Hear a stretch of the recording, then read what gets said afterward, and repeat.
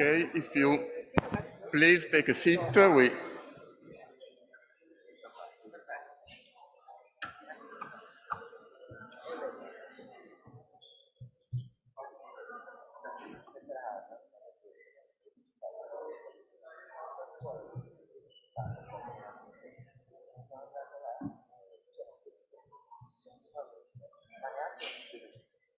Ehi, ciao, come stai?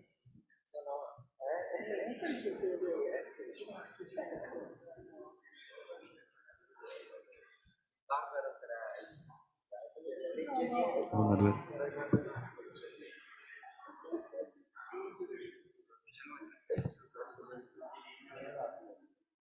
Quello accanto, sì.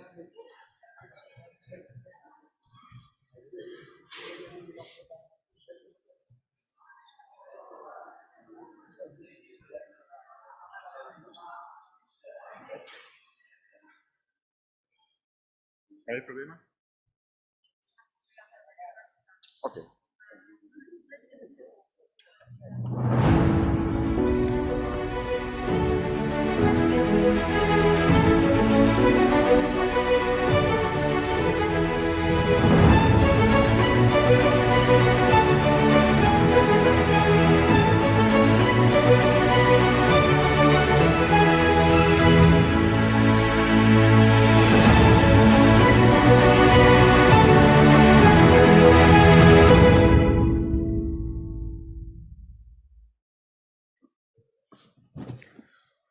Okay, so welcome back.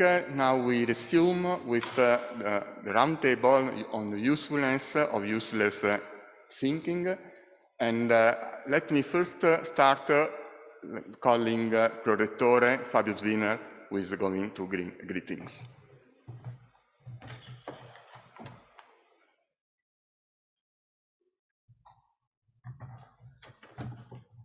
Good afternoon and welcome to the participants to the roundtable and in presence and remotely on behalf of our rector Daniele Mapelli. The theme of this roundtable is particularly dear to my heart, and indeed I have the privilege of meeting 3 of the 4 panelists in institutions to which I've been linked in my professional career, and that certainly have great consideration for the concepts expressed in the famous essay by Abraham Flexner, and these institutions were UC Berkeley, ICTP, and the ERC. So I'm eager to hear what the discussion this afternoon, and I wish you all a very productive discussion. Thank you.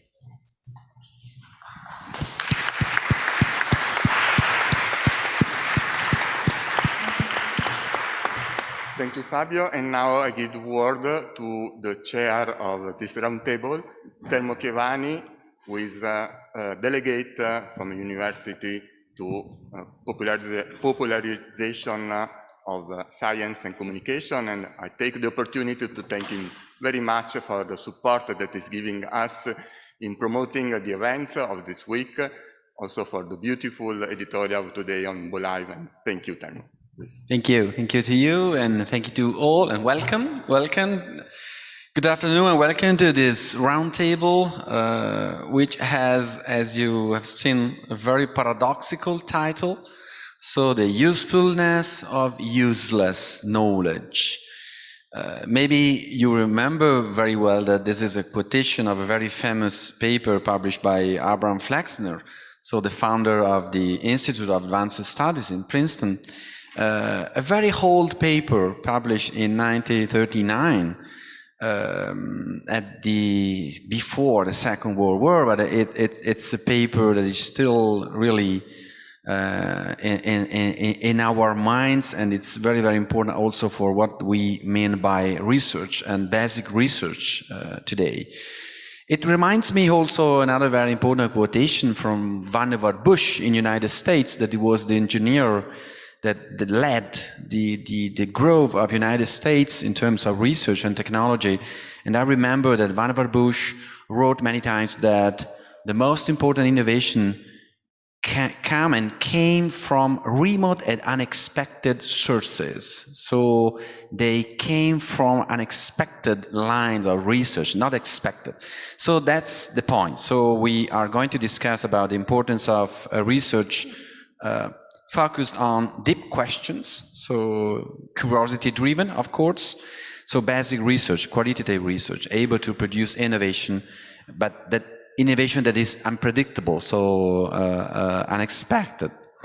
So we decided to share with our speakers today some questions, general questions, and we decided that each of them will answer in a first round some of them. The first one is, why does it happen so often that basic research resulting from curiosity to know, apparently useless, leads to very relevant applications? Maybe it's the first very more theoretical question. Another one is more historical. Over the past 50 years, we have seen an acceleration in applications of mathematical research, and you are discussing exactly in different sessions about that. Why is mathematical knowledge so fruitful and effective? And then again, how important are interdisciplinary and intersectorial network and collective works in mathematical fields today?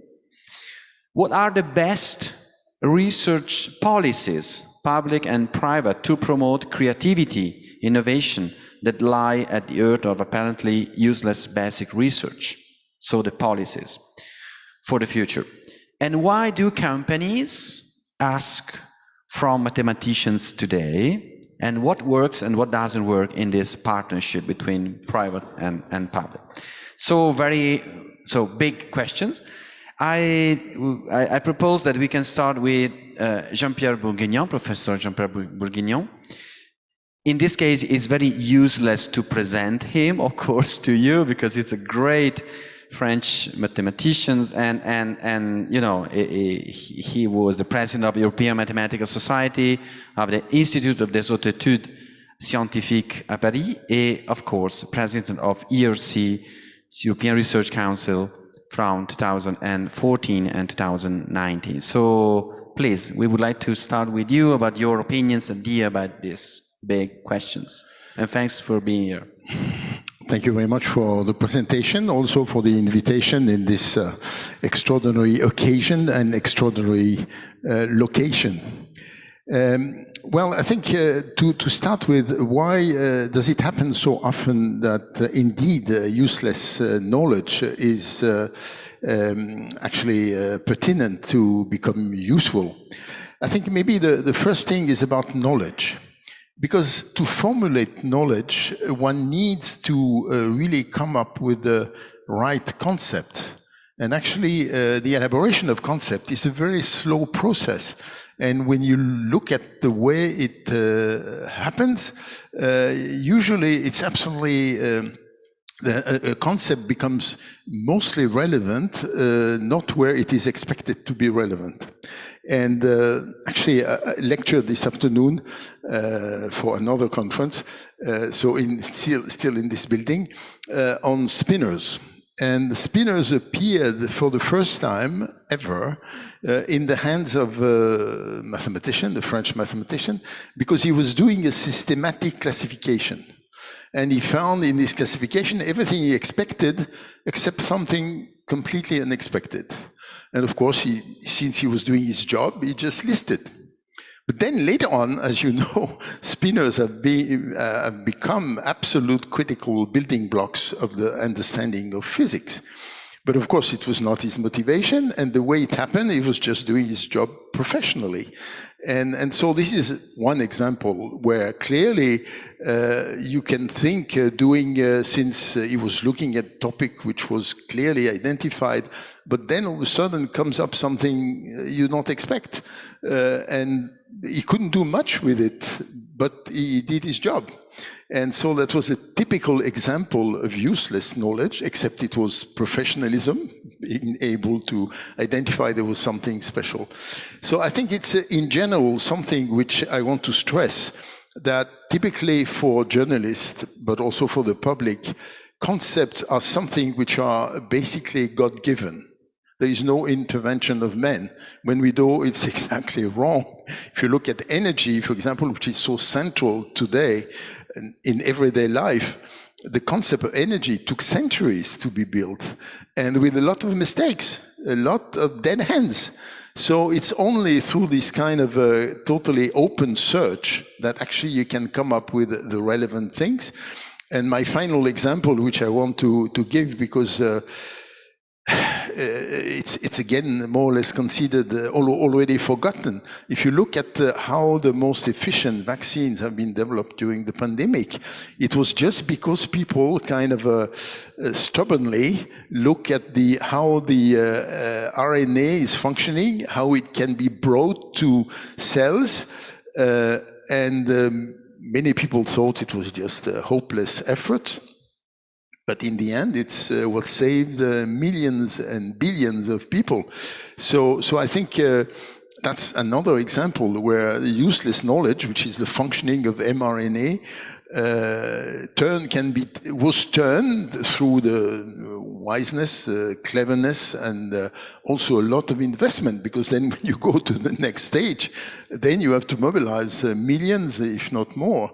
And therefore, you see, but it looks like this is considered normal. It's absolutely not normal. It's an absolute miracle that this could happen. And this miracle was possible only because people have been stubbornly looking into this, pursuing it in various directions and so on, for the understanding. Yes, that's great. In philosophy of science, we use this term serendipity. So in the case in which you are searching for something, you have a research question, and during the pathway, you discover something completely unexpected. In the case of mRNA, you can also appreciate this process that we have in science of tinkering. So sometimes we use something already existing for a completely different purpose, for a new purpose, like in the case of vaccine, mRNA vaccine. So thank you for this first moment. Now I think that we should have connected another very important guest for our roundtable. The technicians say yes. Okay, welcome Ingrid Obesci. Welcome to this roundtable. Ingrid is a wonderful mathematician, a distinguished professor of mathematics and electrical and computer engineering at the Duke University. And the New York Times Magazine defining her as the mother of digital images. And she also working in a wonderful project about the colors of the Scrovegni Chapel. So thank you for being with us, and the same questions are for your interpretation now. Please. Well, I think I agree in large part with what Jean-Pierre Bourguignon said, but I also have the take that, yes, it's a miracle, but on the other hand, it's something that we always do. It's a very human thing. Understanding is something that we feel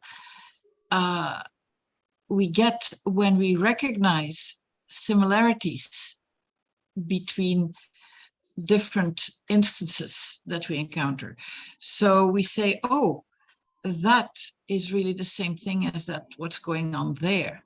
Or this thing that I managed to use in this circumstance, I can also use here. And we've done that over and over again. I mean, people did that in the most elementary discoveries. I mean, making fabrics, sewing, all these were the result of putting together many observations and then using them out of the box or out of context for something new.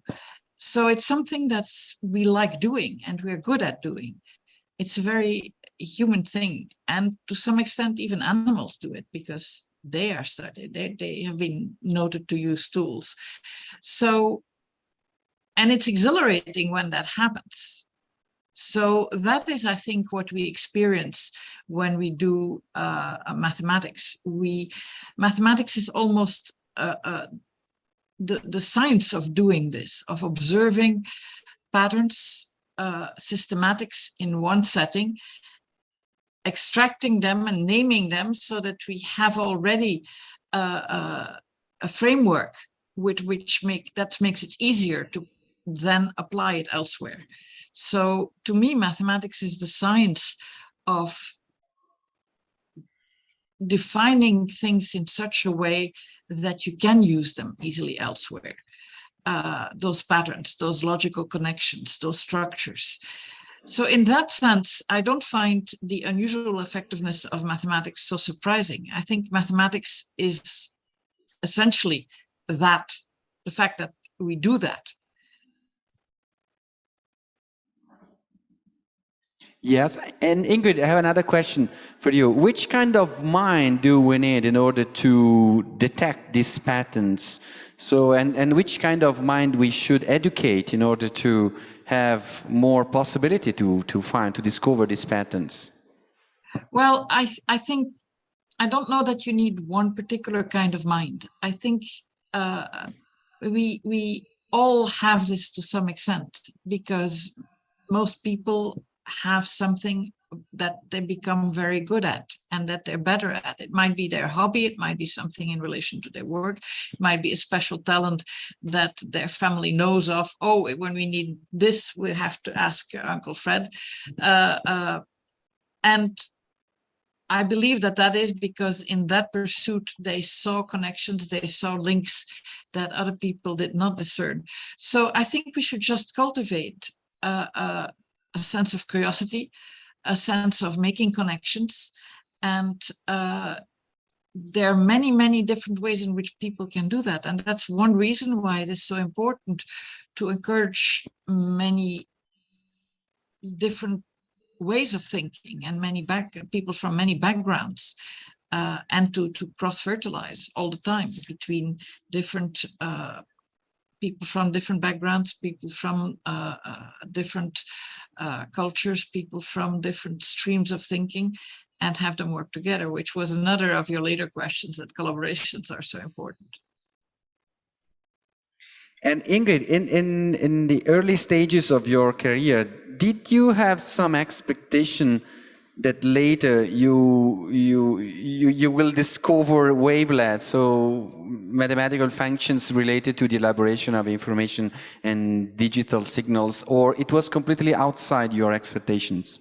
Well, of course, I didn't have that expectation, but that's not the only time. I mean, at some point, I was in a system where we were asked to make a 5-year projection of what the research would be doing, what we would be doing in the next 5 years.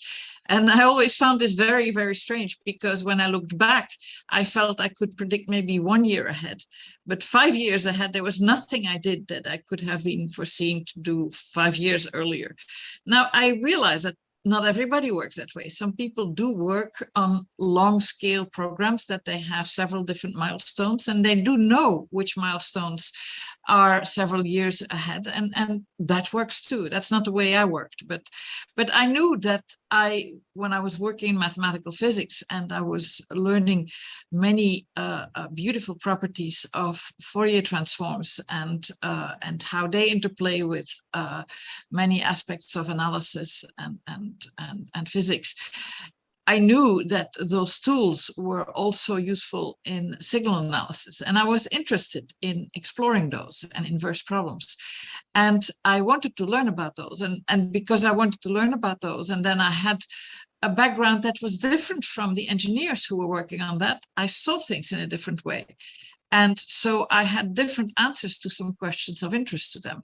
And those answers were then interesting to them. And that's exactly what's at work in this serendipity. But it was because I came from this quantum mechanics background that I thought of things in a different. I thought of time and frequency as a whole, not as something, as two fields between which you make transitions all the time. And that was extremely useful. And thank you. And here in Padua, we are celebrating our 800 years of history, and we, of course, decided to use as our keywords freedom of research, but also the universality of language of science. And mathematics is the most universal and crossing language in science. But you decided to apply in a very concrete way these ideas in your project for the mathematics, for an inclusive mathematics for example, poor countries and not just for the West. So why it's so important to make mathematics as a universal language for everyone with the same opportunities? Well, we believe, and we have ample evidence, that mathematical talent can emerge anywhere. And people who find a special joy at doing mathematics and from developing countries can be of enormous service to their countries, while at the same time indulging their passion. And I believe it is important to provide a framework where young people of this type can develop their talent and passion. And now that we have great communications between worldwide, it is possible for them to be in contact with the scientific enterprise, which is global, and not be isolated, and remain or spend most of their time in their own country, where they are rooted in their society, in their family, and so on. And they have all those wonderful support structures that are cultural and that we all thrive with in our own cultures and our own families, but at the same time helping educate a next cohort of young curious minds, which will help their country and develop their science and their engineering and help the country achieve, in one hopes, a sustainable way, a higher standard of living for everybody. So I believe it is very important to help those young people and to help them help others. So making it possible for them to inspire whole cohorts and raise the level of education in the country and raise the economic level in that country. There have been economists who studied the relationship between a good education in mathematics that is widely accessible and the economic progress in the country. And I was convinced by those studies, and that helped me in my resolve in trying to help developing countries become achieve this higher level. And mathematics is a very cheap way of doing it. I mean, much cheaper than in many of the hard sciences where you would need big labs. And mathematics, because it is so much built on insights and connections, is something that then can relate to many other of the scientific endeavors in that country. Yeah, that's wonderful. When we talk about science and democracy and justice, this is exactly the point. Thank you. We will come back to you very soon in the roundtable. Thank you, Ingrid. And now with Professor Alberto San Giovanni Vincentelli, we come exactly we have the Silicon Valley here in Padua with you. He covers the Edgar and Harold Butler Chair at the Institute of Electrical Engineering and Computer Sciences at the University of California in Berkeley. And so it's also up to you now to have your interpretation from your expertise about these general topics. And thank you. You don't have, maybe you have, yeah, behind you. All right. So first of all, I am an engineer. Okay, so don't shoot me, but I'm an. And so connected. No one is perfect. No, of course. But I spent 1 year in the mathematical division of T.J. Watson Research Center in 1980, so a few years ago, just a few years ago. But why? Well, because my path in engineering has always been paying attention at the fundamentals. So any of my 100+ PhD students over the years, I've been forced to do a minor in mathematics, but not mathematics for engineer, real mathematics. So in the department of mathematics, and a few of my students actually won the prize for the best thesis in mathematics, though it was about engineering. Because engineering has its mathematical aspect. And why is so important to have mathematics in engineering? Because I'm sick and tired of the heuristic method that most of engineers unfortunately use, especially in the United States. And I would like very much to be able to prove that certain algorithms or methods achieve what they are supposed to do. And interestingly enough, I started in again, before 1980, working in numerical analysis, and I did something called the dynamic iteration. I call them waveform relaxation, but that is a way of solving differential equations. Then I went into non-differentiable, non-linear optimization, so things that you don't connect necessarily to engineering.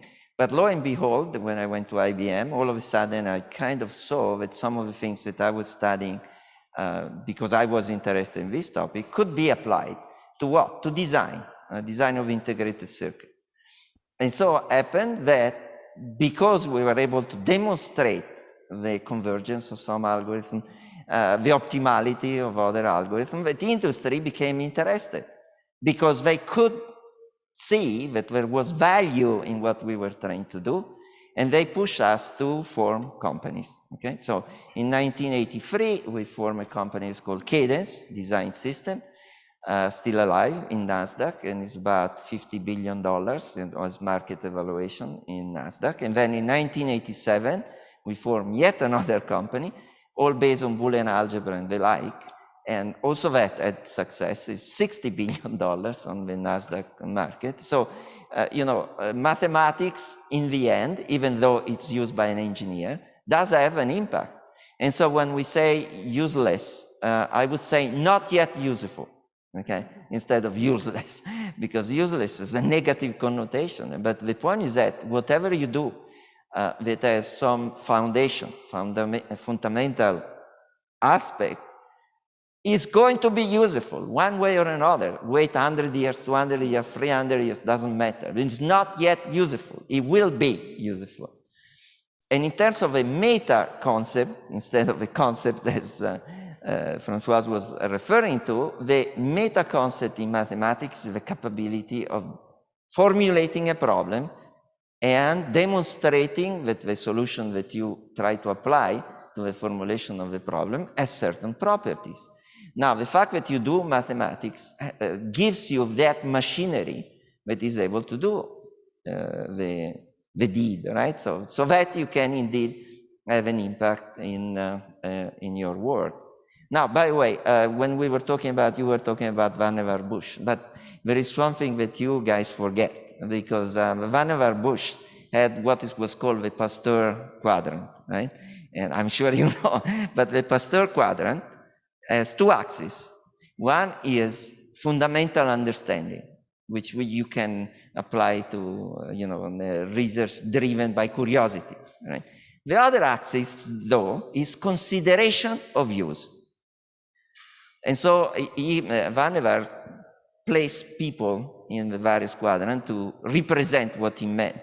And so the fundamental understanding with no consideration of use, he put Niels Bohr, as we all know, is a physicist with deep mathematical understanding, also in quantum mechanics and the like. And then on the no search for fundamental understanding was Thomas Alva Edison, who was completely ignorant, right? He just was doing things and then hoping that it will work, right? And then up here was Pasteur, that was the combination of the two. Now, if you want to look at the research that is done in the United States, no matter in which field, is always kind of characterized this way. So is fundamental understanding, otherwise there is no substance, but it's also what could it be used for? So when we talk about, uselessness, it's uselessness in the sense that if I can solve this problem, maybe I can have the following fundamental impact on things. Now, as an example of this that is very enlightening, at least to me, is the work done by my colleague Jennifer Doudna and Michel Charpentier on CRISPR-Cas9. Jennifer was doing work to try to understand why bacteria were resistant to viruses. And she found out that there was a mechanism that would allow the bacteria to cut the DNA of the virus to disable it, right? And then from there, it came up CRISPR-Cas9, that is a method to edit precisely our genes, right? And so she won, together with Michel, the Nobel Award last year or 2 years ago, I forget. But this has become the source of many companies that have been formed in the United States, some in Silicon Valley, some in the Harvard kind of environment, right? And so that was as abstract of a research in biology as you can imagine, but that in less than 10 years had a fundamental impact also on companies and ways of curing diseases, not only mRNA, but this also is, has a potential of eliminating all genetic disease, all of them, right? Because you could go in and eliminate the disease gene and replace it with a good one. Of course, you can imagine all kinds of other uses, and I don't want to get into that, because another important point when we talk about research and impact on society is the ethical aspect. And we always have to keep this in mind, right? There are some fundamental research. I mean, think about, of course, of nuclear physicists that had an impact on the creation of course, of the atomic bomb. But these new technologies like biology and so on do have fundamental ethical impact that are as important as what we have seen in the past years about the nuclear engineering and the like. Now, in terms of the, again, of mathematics, but I would say physics as well, I don't think that what we are doing now in Italy is wise, right? I'm talking about Italy because France is better, much better from this point of view. It's the fact of driving the university towards application of what is intended to be application. And so I believe that there are several diseases in the universities right now. One is I call patentitis. The other one is H-indexitis, right? And what does that mean? That you want to measure H-index. You cannot measure the impact of research. I have a colleague of mine who won the Turing Award. You know what the H-index he had? 5. Why? Because he published 5 papers. But they were so fundamental that he got the Turing Award. Now, in Italy, he would not have gotten a chair. No way that it could be promoted. H-index of 5, right? So that's bad, right? Anything that measures exactly something that cannot be measured, which is the impact and the deep depth of research, is very negative. The other one, patentitis, means anything you do in the university, you got to patent. And then you look at these patents, and they have no value whatsoever. Nobody wants these patents. And so what is the value of that? Just because you can put, I have 20 patents? Okay, as I said, we formed 2 companies. The sum of the 2 is more than 100 billion. You know how many patents I got? 2. Why? Because I was forced to patent 2. Because I don't believe in patents. Patents is something that you use to defend yourself, not to safeguard your research. The most important thing is to move fast. Is speed, not patents, what matters. And the speed with which you bring your fundamental contribution to be of relevance in industry. Again, this is an engineer who speaks, right? So the quickness which you move from the concept, right? We were talking about concept before. From concept to actual use of that concept is what matters, is what makes a difference in terms of the innovation in the industrial world. Last but not least, unfortunately, I'm surrounded by people who do useless research. My two sons, one is a philosopher, he's professor at King's College, and the other one is doing mathematics at Princeton, right? So where the book that you quoted, Flexner, was the director who took Einstein into Princeton. But there is a book that just came out 3 years ago from Princeton. The other author was Dierkraft, who he was, until a couple of years ago, the director of the Institute of Advanced. And why did he come out? Because we had Trump, my dear friends. And Trump was a disease that you wouldn't believe in the entire scientific community. It is the negation of science, right? So we have to defend, we have to build antibodies for the fundamentals and for the role of research, not only in industry, but in society. It's a very important fact that people be used to reason in scientific terms, which is, of course, the capability of replicating what you say that could be done, so that everybody could check your facts, and the rigorous derivation of what you do. Okay. Thank you so much. Donald Trump is a negation of also many other things other than science. I was exactly thinking to the same example of the gene editing and biology. That's great.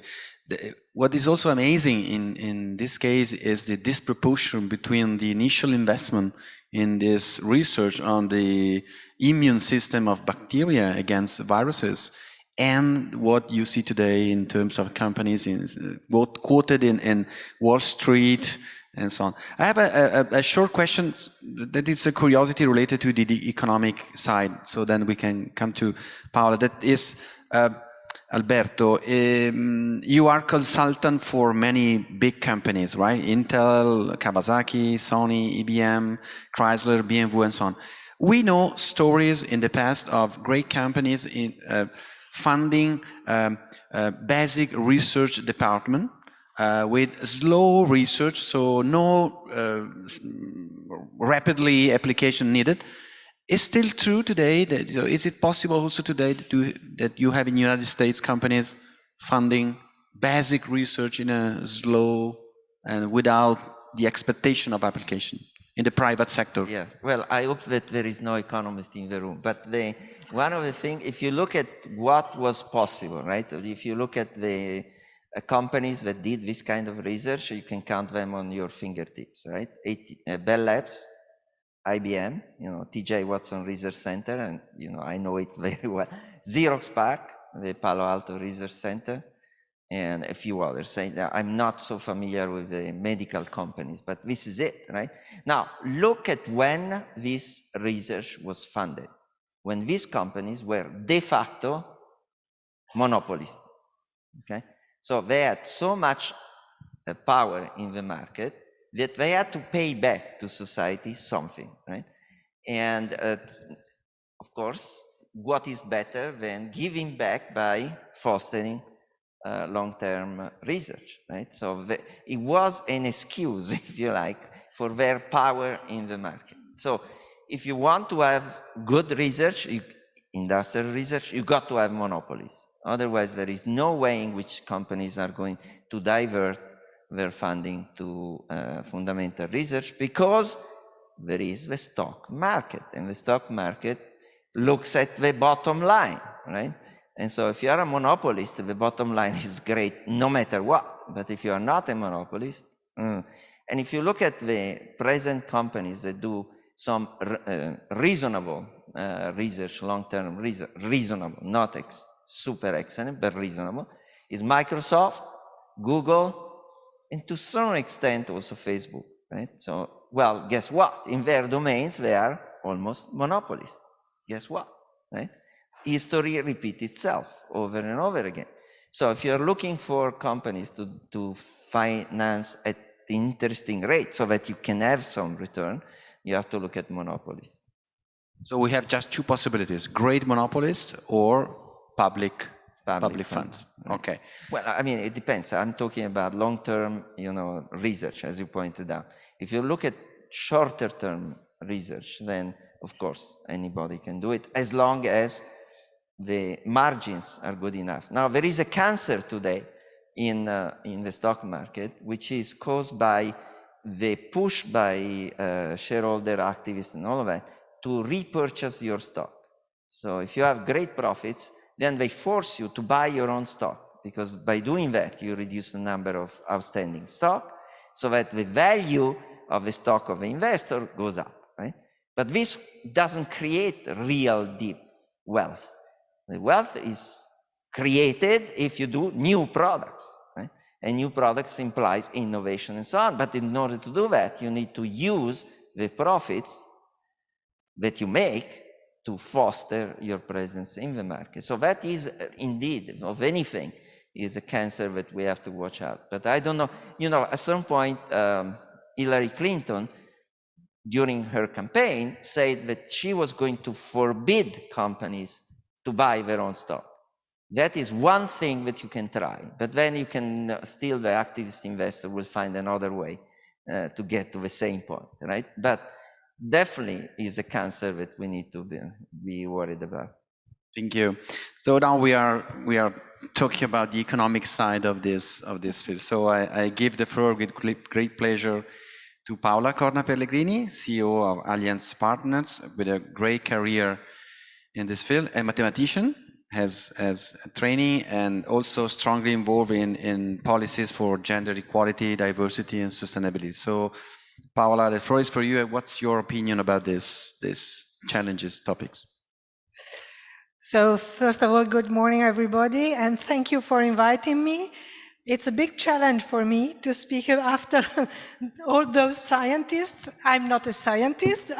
I just got my university degree in mathematics 41 years ago.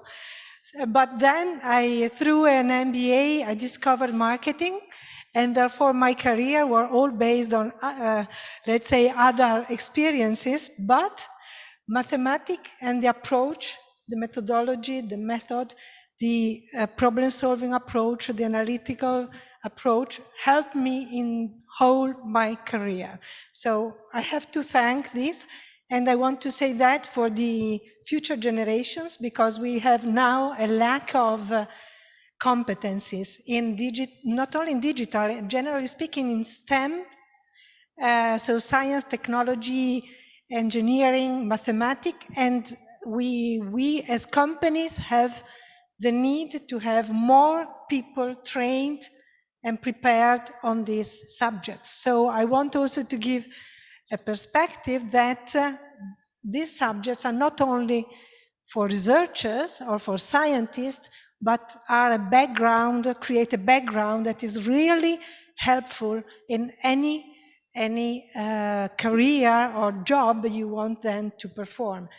And anyway, I also want to say that we have to look at the purpose and to give a purpose to the students in order to identify how these technical aspects, technical skills can be applied to have a better world in the future. We will come back to that, but application is key. And this is what we professors said before as well.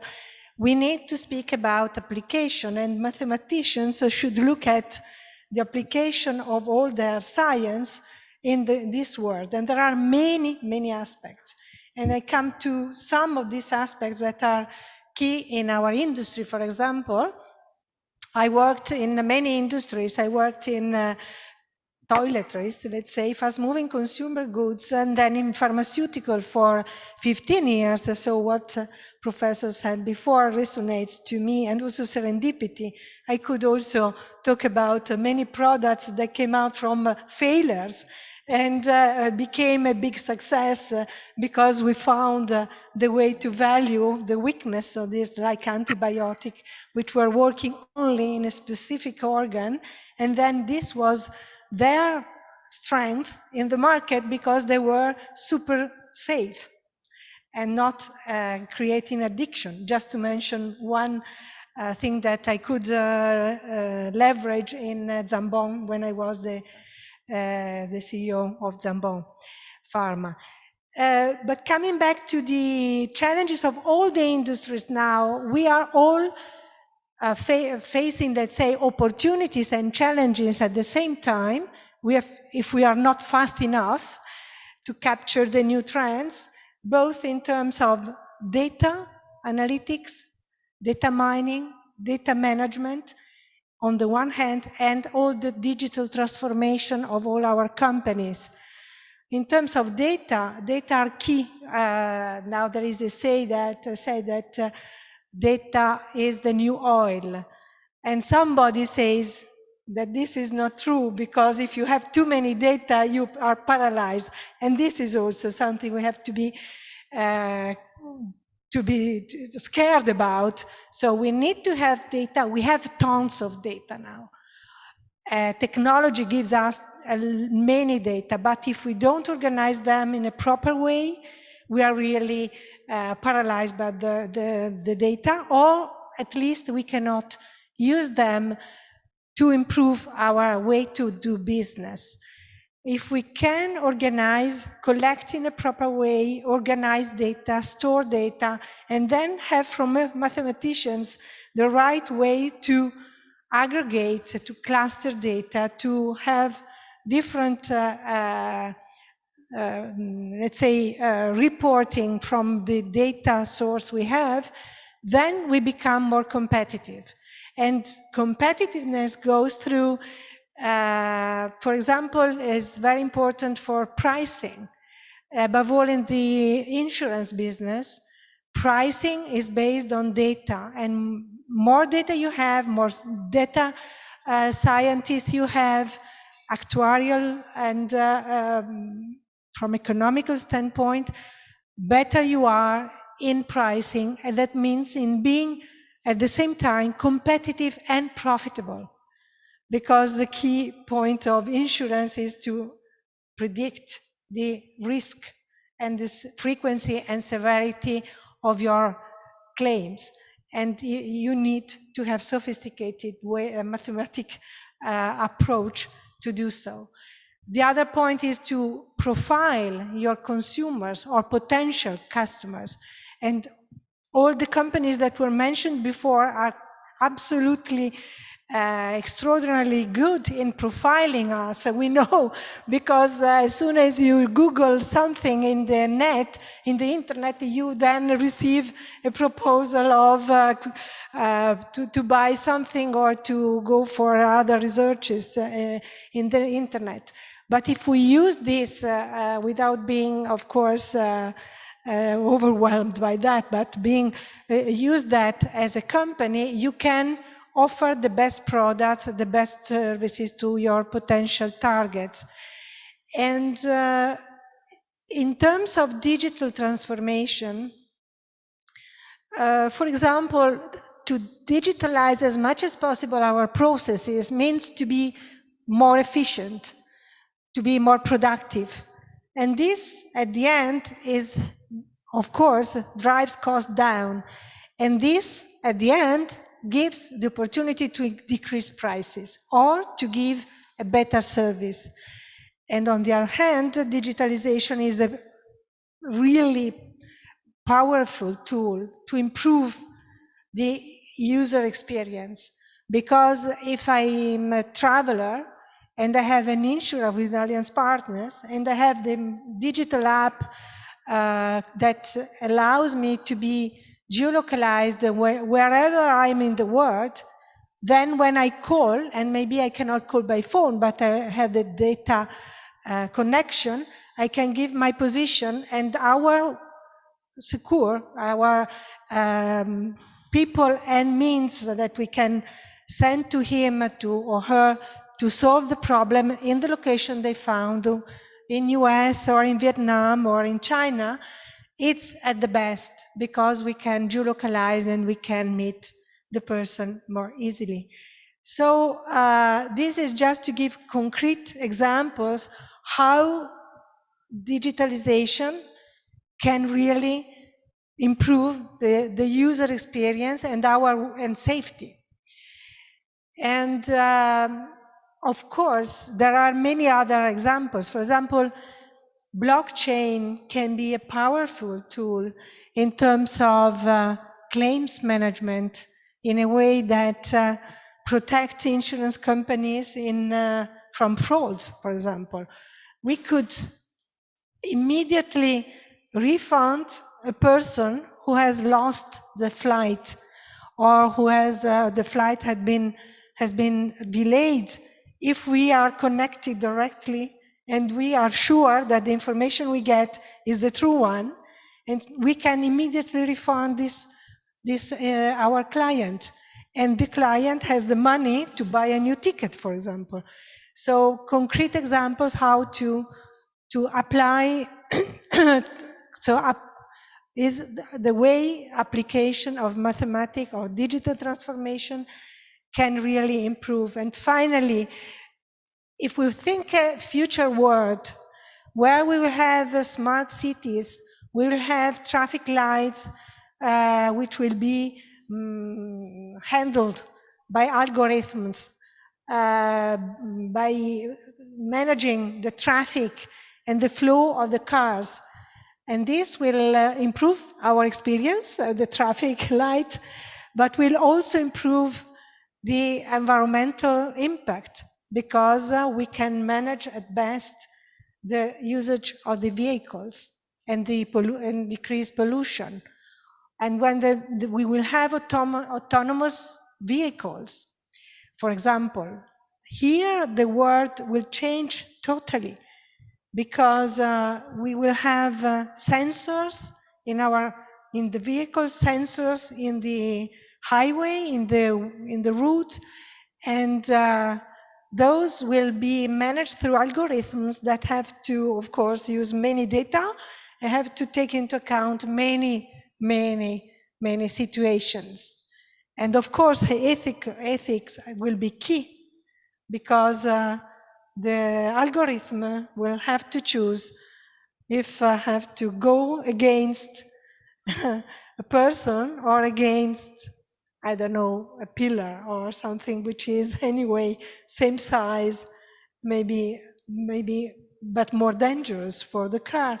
So this is something that is really where I would encourage mathematicians to focus on, and the scientists to focus on, how to ensure that the world we will live in, that our children will live in, is, of course, automized, is, of course, much more digitalized and easy to use, or democratic somehow in terms of access to data, to information, to knowledge, and to services, but at the same time need to be regulated, because otherwise we are victims and not really, let's say, the beneficiaries of this all new world. Thank you. That's great. Can you share something more about this question of this point of the algorithm? In the sense that, for me, the algorithm is quite never serendipitous, in the sense that it profiles you and it proposes to you always something that is surrounding your previous choices. So never surprising, never. So is it possible to build more serendipitous and exploratory algorithms, or is it against the market, or is it against the choices? To be more scientific? To be more, because the web is a universe of information, but we have these algorithms that try to channelize our choice, and just so. Is it necessary, or is it just the only possibility we have? I don't know. I don't have an answer, but for sure, I encourage to try to have a wider perspective. When when mathematicians design algorithms, they look at the history mostly, and that was what is worrying me above all, after certain aspects. First of all, this prevents from innovate somehow, and this is something I leave to the scientists how to overcome. But above all, it replicates the bias that are in the reality and that are in the algorithms, in the data. I give you an example. The algorithm, which is behind LinkedIn, everybody I believe knows LinkedIn. We all have, I believe, a profile. Had to face a huge problem because of gender bias, because it was designed by the famous WASP, white man, and I don't think Protestant, but white man for sure. And so for women, for example, CEO, will never happen to appear in a statistic because we are so few that from a statistic standpoint, it's at the 20th paper we could come out. So they had to intervene very quickly to fix that. But it would be much better to avoid that. And to do so, to be honest, there are some changes. I mean, women have to participate in the STEM market, in the STEM education, in the STEM jobs. Because if women are not part of the designing of the future of our world, then they will be always excluded, at least at the beginning, because their perspective will not be considered. But not because men want to exclude women. It's a matter of having the sensitiveness to take into account what relates to women life, women habits, women behaviors. Also in pharmaceuticals, for example, the gender medicine has just started recently. And we have totally different symptoms, for example, or issues related to the same pathology. For a heart attack, thank you. For the heart attack, the symptoms of a woman is many times in the back and not in the front or in the arm.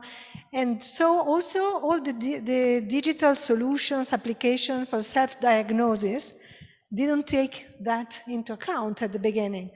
Or there are many drugs that work better on men than women.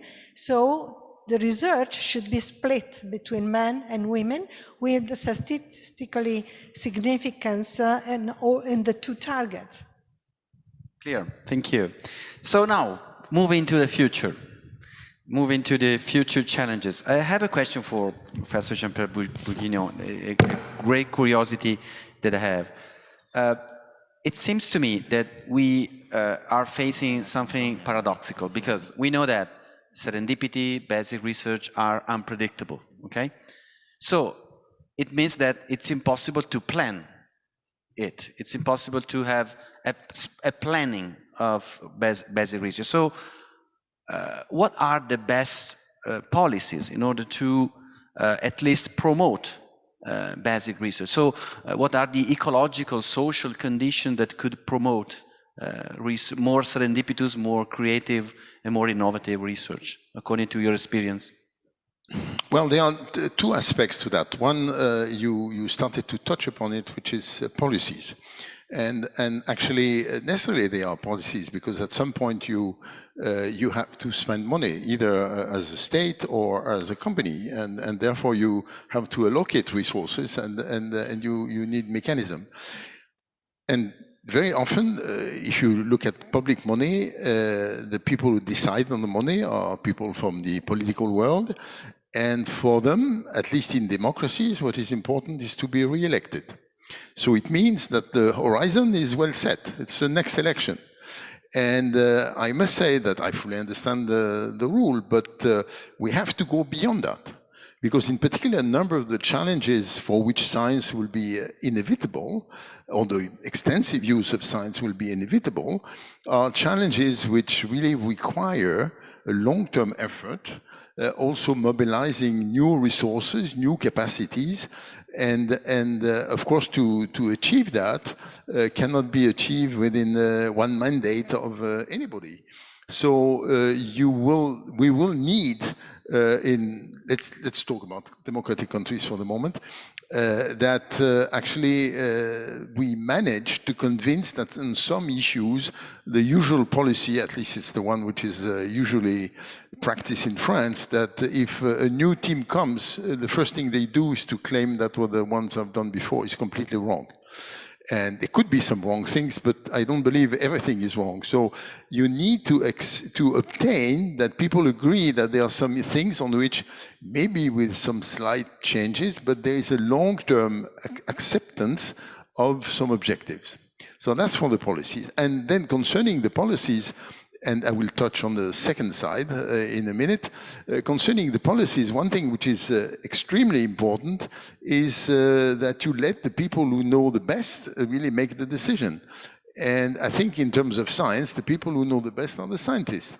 And therefore, it's extremely important that the policy leave enough room for a bottom-up approach. That is the approach where the scientists, and of course you even have to challenge them so that they are not reproducing too much what they have been doing, that they are really daring to do things. And I must say that our community, the academic community, tends to be very conservative. So I think you even have to challenge them so that they accept to take some risks. So concerning the policies, I've been confronted with that quite a bit in my function in Brussels. The fight for bottom-up research is permanent, and depending who is the minister and how the government is organized, you have to repeat to them, it's extremely important to them long-term objectives. That's for the policies. Then the next thing, which I'm very glad you touched it, is people. What makes a difference in the end are people, and both in the public sector and the private sector.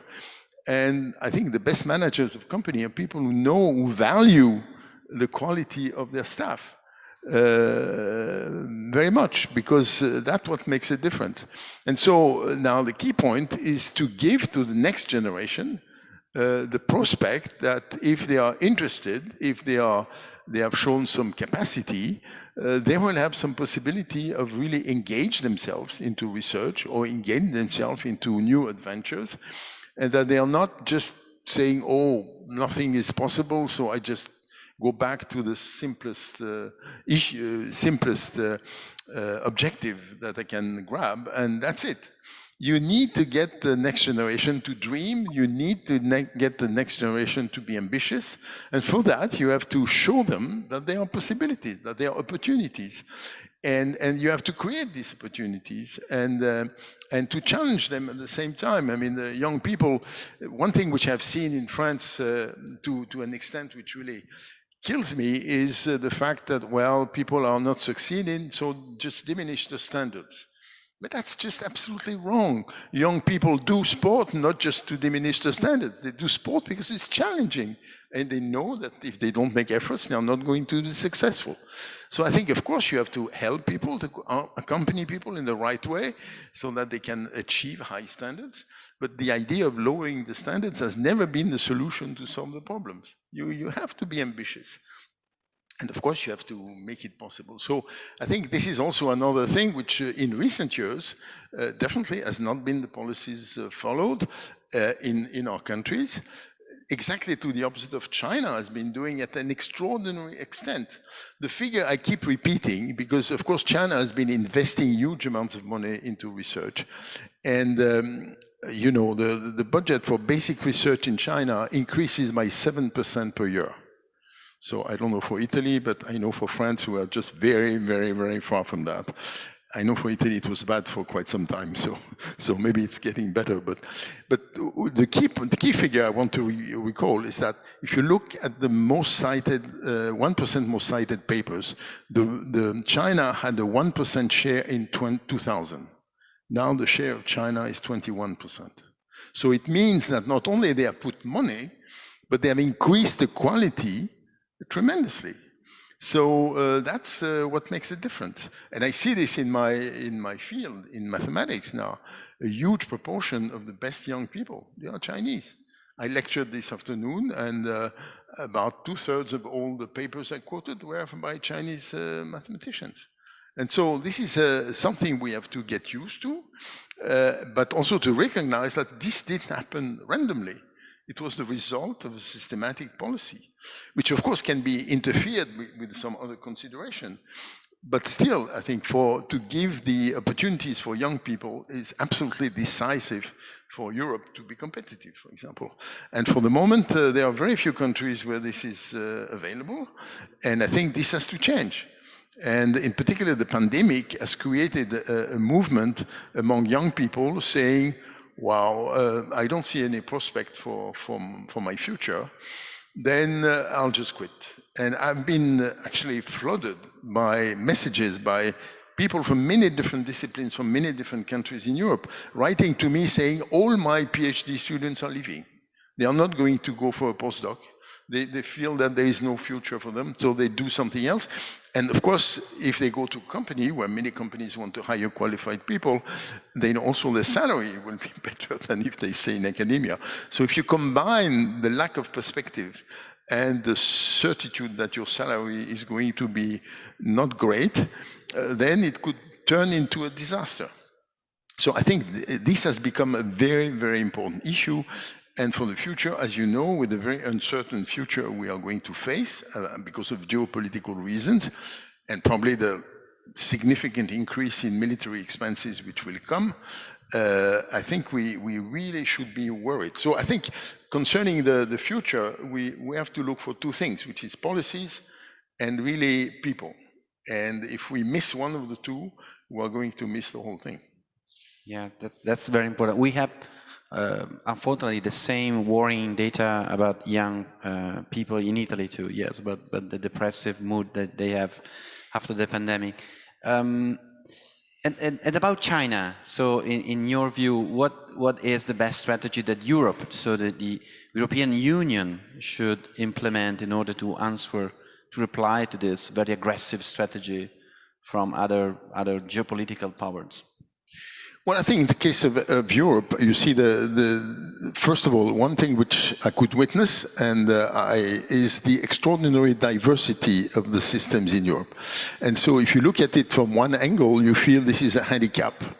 I don't think it is a handicap. I think it can be actually a value that you can cultivate, but you have to do it in the right way. And this requires compatibility between the systems, that you really don't create artificial barriers that you don't even identify and which in the end are the main driver.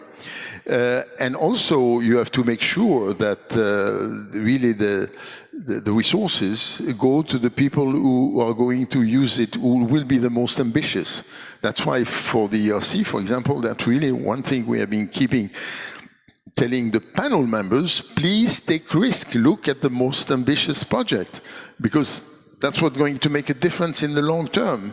Of course, there are other ways of funding research, and that's fine. I'm not saying all the money should go to ERC, but first of all, a significant money should go to ERC, and second of all, as a community, we need to look for ambitious things, because you know that's where most likely the breakthroughs will be coming. And you can never be sure the breakthrough will be coming, but you know boundary conditions, as we say in mathematics, which have a good chance of creating this. So I think for Europe, it's first of all to obtain something which has been totally missed by 2020, which is the level of investment finally reaches the 3% of GDP, which was presented as the goal for 2020, which now has been pushed to be the goal for 2030. And I'm not sure it's going to be achieved. For example, France has been totally stagnant at 2.2. And of course, when you count this, you count public and private investment. But it cannot be. I mean, at the same time, you have Israel with 4.2. You have South Korea with 4.2. And you could see for South Korea, for example, the extraordinary transformation of the Korean society. which was one of the poorest right after the Korean War. Of course, there was an objective reason for being very poor, but which now is one of the most affluent countries in the world, and with an extraordinary progression of the level of qualification. South Korea at the moment is the country which has the largest tertiary education, in particular for women. When, if you look at the history of Korea, that's one of the countries where women were the most repressed. So, I mean, these are examples you have to study, look into, and see how you can achieve that. And for Korea, it was very simple. For 60 years, education was the absolute priority of all governments, including the dictatorships. So, because they had also some bad governments during this time, but they always kept the massive investment into education. Why don't we try that? Great message. Thank you. Thank you again. And Ingrid, do you have some comments with respect to what we have said so far, and what, again, also for you, what are the future challenges that you see for mathematics for the future? Sure. And so some comments I had is just past comments in passing. I agree so much with everything that was said. There was the comment about patentitis and indexitis and so on. It's really, in a sense, what happened there is that on the one hand, people who have to make decisions wanted to have ways of measuring progress. And they said, so how can you measure? And I think at first these indices were maybe a useful way to illustrate successes in some cases. And of course, that's all they ever can be, because you can find counterexamples like the H-index of 5 for the Turing Award winner.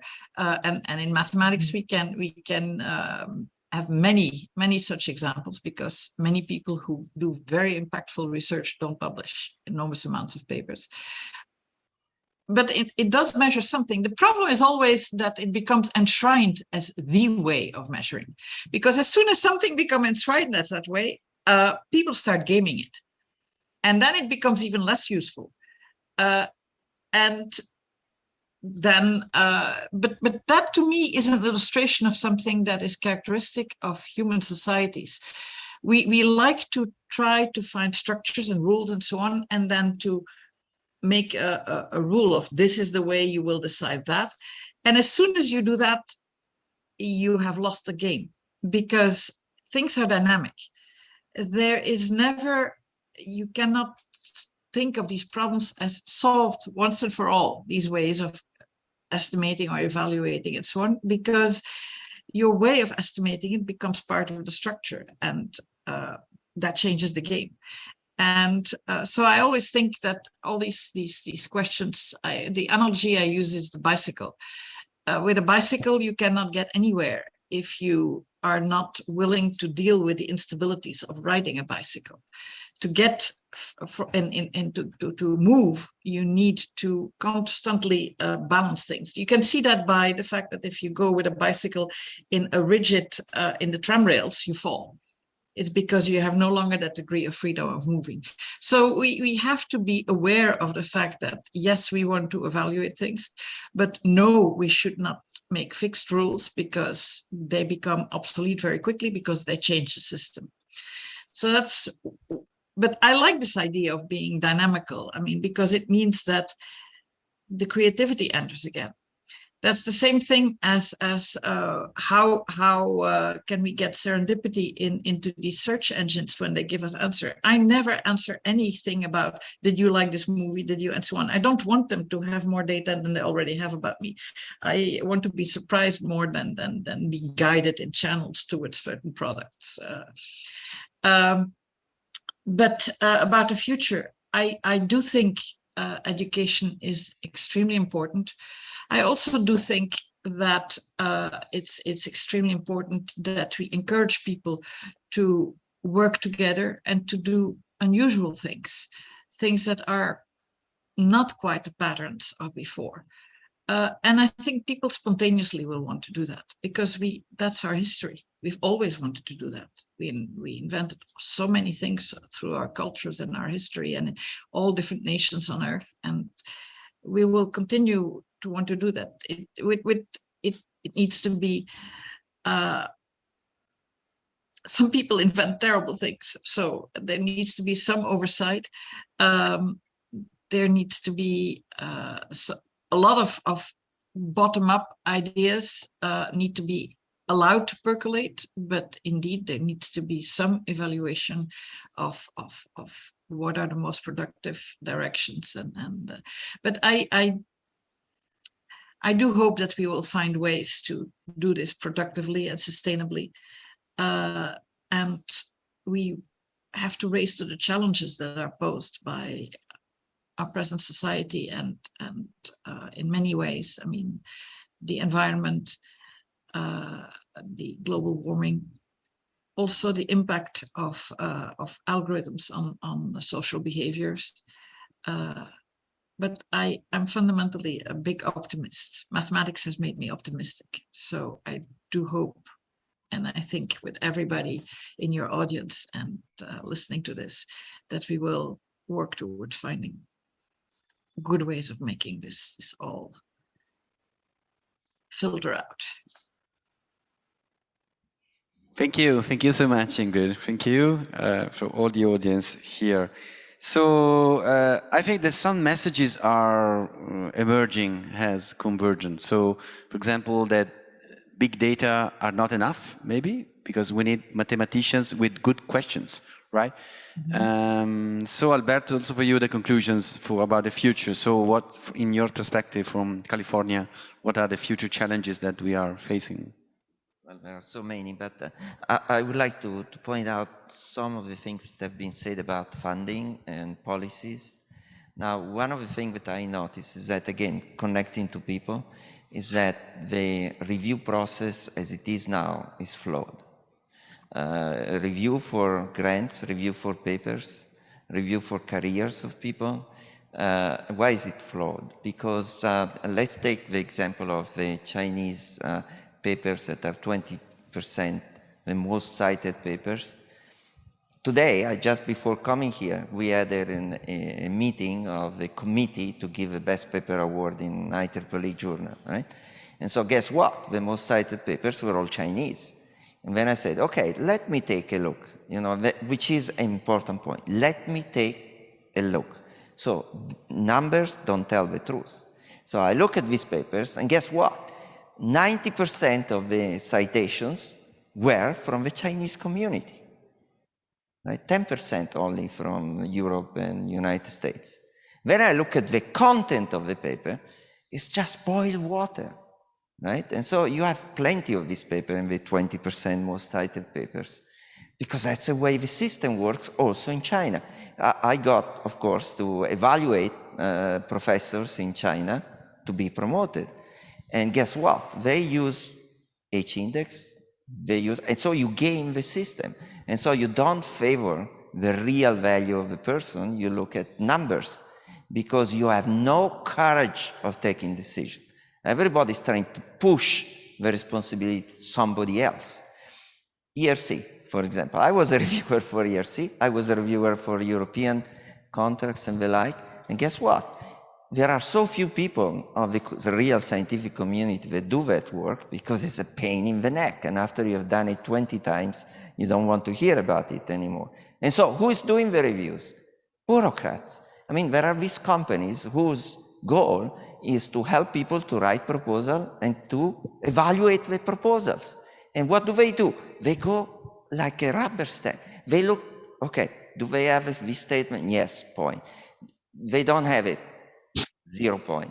And then you look at the grants that are funded, they are the ones that have all the box checked.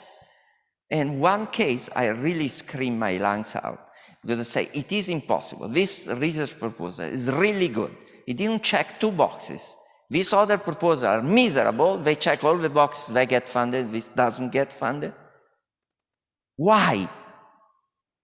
That is an important question in terms of policies, right? So how do we ensure quality reviews? because no one has the courage to say, this is garbage and this is good. And you put your face on it, right?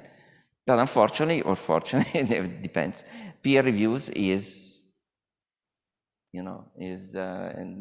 secret, right? Who has given this information? So the only way to find out is if you participate to that process, right? So people, also good people, to evaluate reviews, to evaluate proposal and the like. In my opinion, the best model for funding future research, which is important because you need a lot of money to do. Some you don't need that much money, but some you do need money.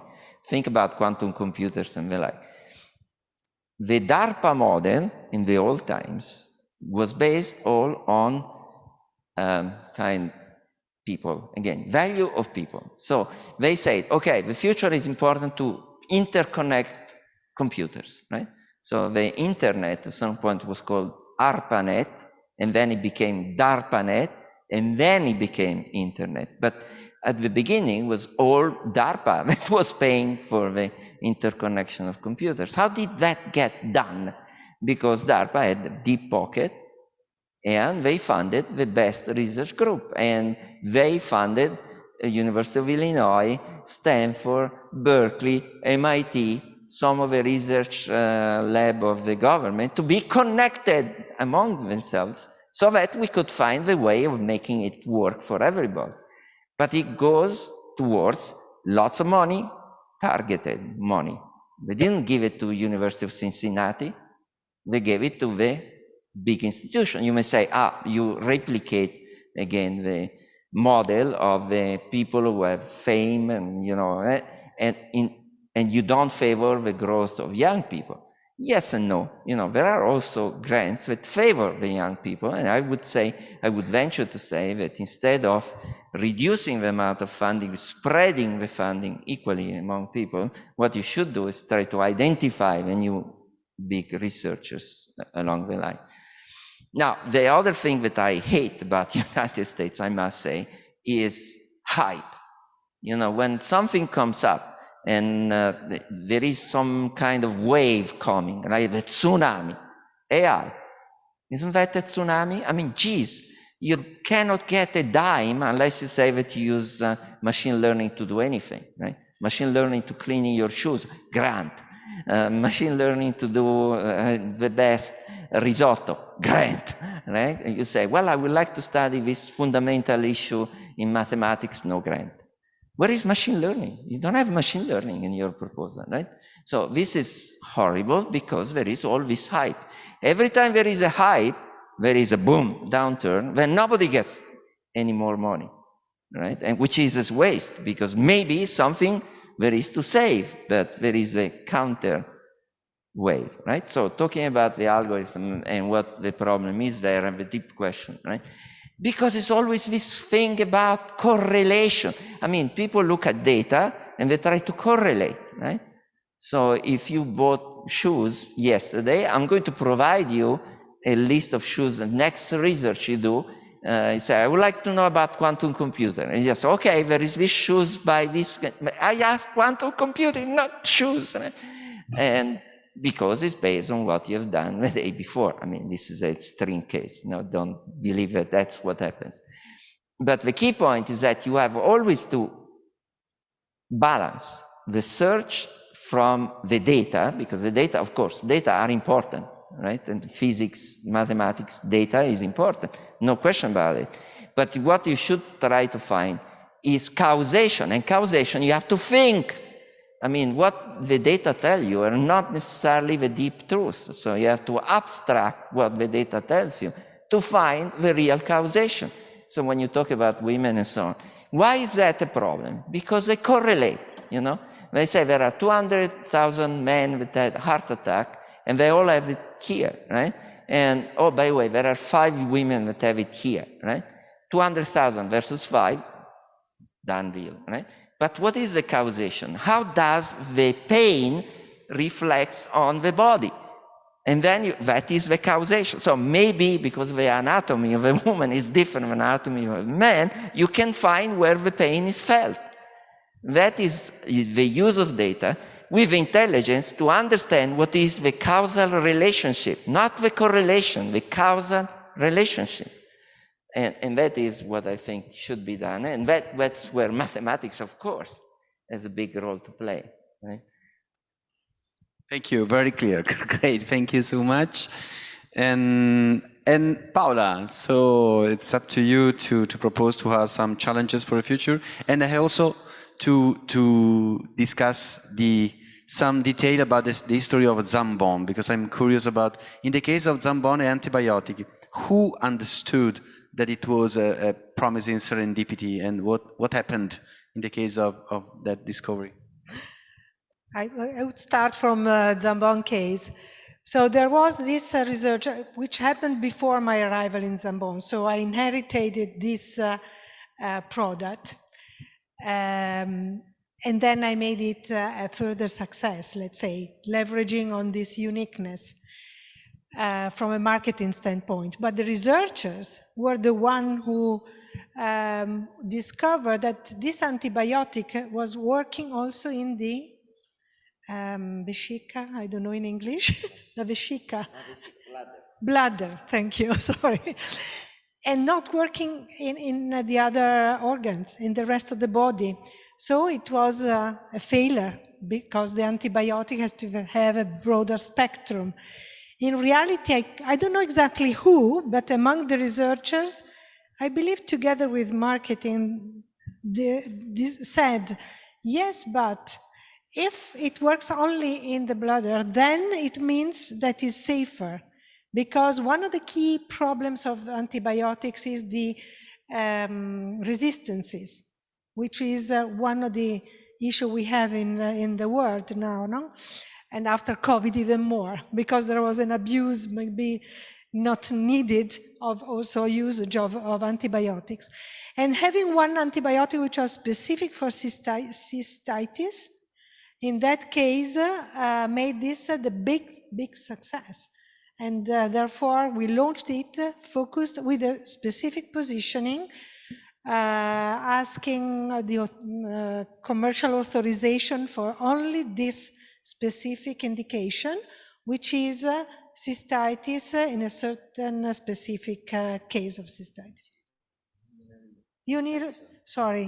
Urinary infection, cistite in Italiano, urinary infection. And therefore, this was a clear case of serendipity. I have another one, which is less, but in Novartis, we used to have a laxative that in reality was a sugar, alternative to sugar in the initial researchers. And then they discovered that it had a laxative effect. So it was not good as a substitute of sugar, but it became a big success for that. So just sorry to speak about these things. When you work in the pharmaceutical world, you ask me this question and I have to answer. But these were two cases that became big successes in a serendipity way. And what I could suggest to mathematicians, I mean, first of all, I am also listening to you in terms of problem of having funds to continue or to have a long-term research above all. I believe that partially, this could be partially helped by partnering with the industry, partnering with companies. In Italy, it's not so well established this, only in certain sectors maybe, but the university and industry generally are not really partnering very often. I had the chance and the luck to meet with some professors of engineering, not mathematics, of La Sapienza University. And I partnered with them. I built an innovation lab at Allianz Partners, Italy. I was the first in our group to create an innovation lab, and I built it with the university, with engineers, and we built together a master in inventive engineering. And the reason why I choose them is because they were already advanced in researches applied to industry, starting from drones, let's say, which were not my case, but which are very much applied also in the insurance business, for example. But in our case, for example, we designed a totally new offer based on new trends on mobility that taken into account the new intermodal, multimodal mobility trends of the people, above all young people, but not only. And therefore, we designed a new offer, totally new offer, based on the coverage of the person and not of the vehicles. And in that case, technology was an enabler, not really the final aim, but was an enabler. Another concept which was really very good, but we couldn't launch because unfortunately I didn't find the funds in my group, was a product, an Internet of Things concept, which was targeted to elderly people living alone. And you could imagine how strong this could have been during COVID, where people were lonely at home, facing also the anxiety of having COVID or even avoiding having COVID. And this was an IoT that was connecting these elderly people to our platform where we could have received their calls, emergency calls, but also give them support for, reminding drugs intake during the day, or putting them in connection with their relatives and so on.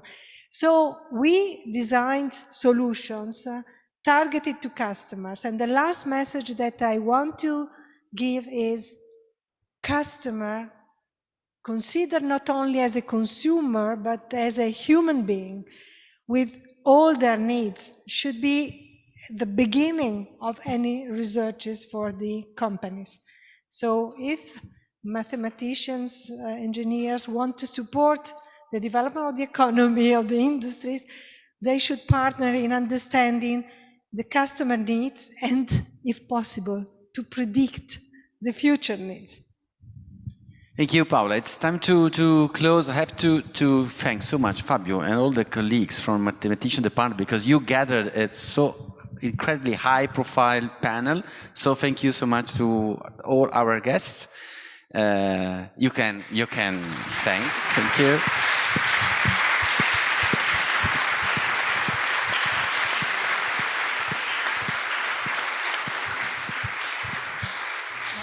And now the floor for Fabio for future schedule. Now, I just want myself to thank warmly, and we are really grateful for this wonderful roundtable, and it will be the source of inspiration for all of us. And okay, we see you this evening at 9 p.m. for the play that was explained by Davide Barilari, Spaghetti and Levicivita. See you this evening. Bye.